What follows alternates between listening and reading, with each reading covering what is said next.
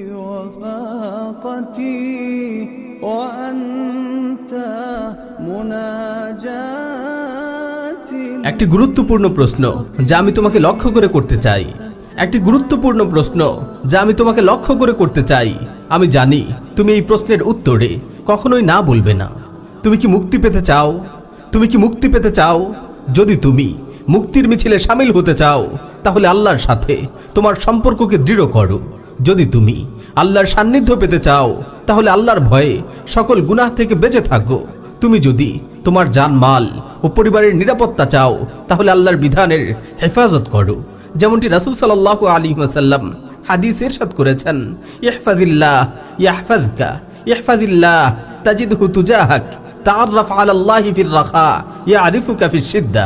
তুমি আল্লাহর আদেশ নিষেধের হেফাজত করো, আল্লাহ তোমাকে হেফাজত করবেন।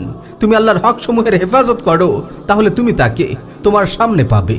তুমি আনন্দের মুহূর্তে আল্লাহকে স্মরণ রাখো, তাহলে বিপদের মুহূর্তে তিনিও তোমাকে স্মরণ রাখবেন।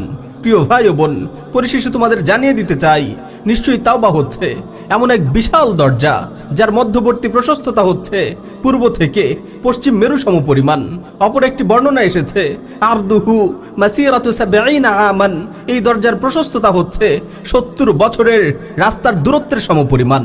আর এই দরজাটি পশ্চিম দিক থেকে সূর্যোদিত হওয়ার আগ পর্যন্ত খোলা থাকবে। প্রিয় ভাই ও বোন, তাওবার প্রশস্ত দরজা তোমাকে হাতছানি দিয়ে রাখছে। তাওবার প্রশস্ত দরজা তোমার জন্য খুলে রাখা হয়েছে। সময় থাকতে তুমি কি দরজাটি দিয়ে প্রবেশ করবে না? আমার প্রিয় ভাই ও বোনেরা, আল্লাহ তাআলা তোমাদের ডেকে ডেকে বলছেন, ইয়া ইবাদি ইন্নাকুম তুখতিউনা বিল-লাইলি ওয়ান-নাহার ওয়া আনা আগফিরুয যুনুবা জামিআ ফাস্তাগফিরুনি আগফির লাকুম। হে আমার বান্দারা, তোমরা দিনরাত গুনাহ করতে থাকো আর আমি তোমাদের গুনাহগুলোকে ক্ষমা করে থাকি। সুতরাং তোমরা আমার কাছে ক্ষমা চাও, আমি তোমাদের ক্ষমা করে দিব।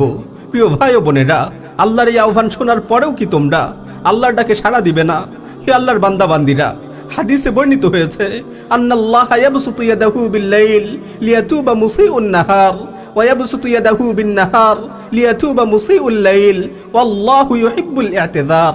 আল্লাহ তাআলা রাতের বেলায় তার ক্ষমার হাতকে প্রসারিত করে রাখেন, যাতে করে দিনের অপরাধীরা তার নিকট তাওবা করে।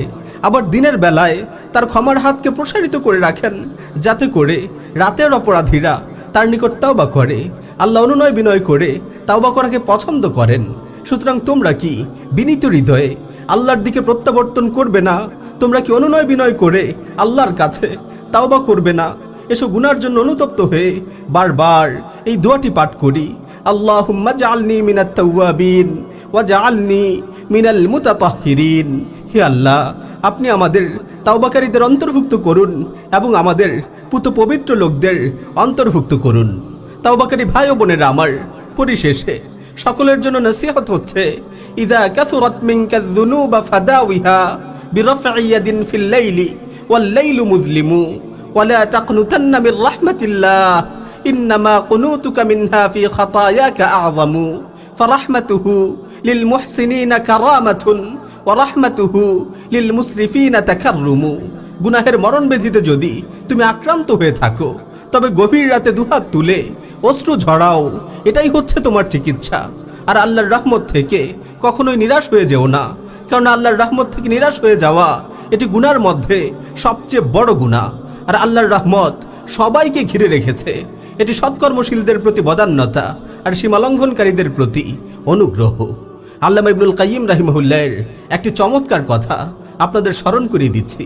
তিনি বলেন, ইযা ইস্তাগনান নাসু বিন-নাস ফাস্তাগনি আনতা বিল্লাহ, ইযা ফারিহু বিদ-দুনিয়া ফাফরাহ আনতা বিল্লাহ, ইযা আনিসু বিআহবাবিহিম ফাজআল উনসাকা বিল্লাহ, ইযা তাআররাফু ইলা মুলুকিহিম ওয়া কুবারাইহিম ওয়া তাকাররাবু ইলাইহিম লিয়ানালু বিহিমুল ইজ্জাত ওয়ার রিফআ ফাতাআররাফ আনতা ইলাল্লাহ ওয়া তাওয়াদ্দাদ ইলাইহি ওয়ানতারিহ বাইনা ইয়াদাইহি তানাল বিযালিকা গায়াতাল ইজ্জাতি ওয়ার রিফআ।